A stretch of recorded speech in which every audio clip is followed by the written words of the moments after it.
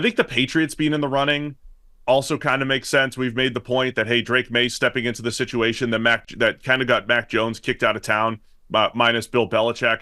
And then the defense last year, remember, they went on this historic run where they couldn't score points, but the defense was also on a historic run of keeping them close, losing all these games where they gave up 10 or fewer points. The defense was pretty good, but again, how much of that was Bill Belichick or the Belichicks who have gone?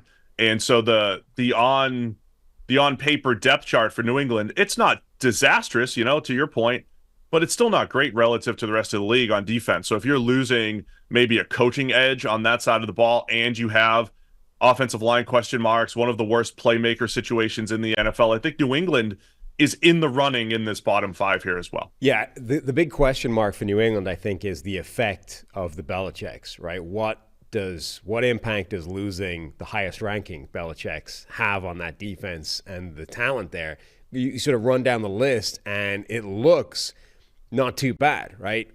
On the defensive side in particular. We've got all these guys that we know play quite well within this defense for Bill Belichick, but we also know that guy's got, a multi-decade track record of taking players that don't look like they should be high-end NFL starters, playing to their strengths, minimizing their weaknesses, and turning them into something better than they are outside of that New England environment.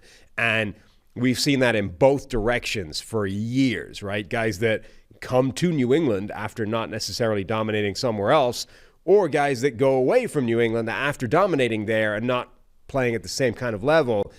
My question is simply does that immediately fall apart with him no longer pulling the strings there on defense? Because if it does, then suddenly this collection of talent might look way worse just by not having Belichick, maximizing what they do well, minimizing what they don't do well. And then the offensive side is definitely not a strong group. So if the defense suddenly starts looking way worse than it has been the last few years from an individual talent point of view, then I think you could make a compelling argument that this is the worst roster in the NFL.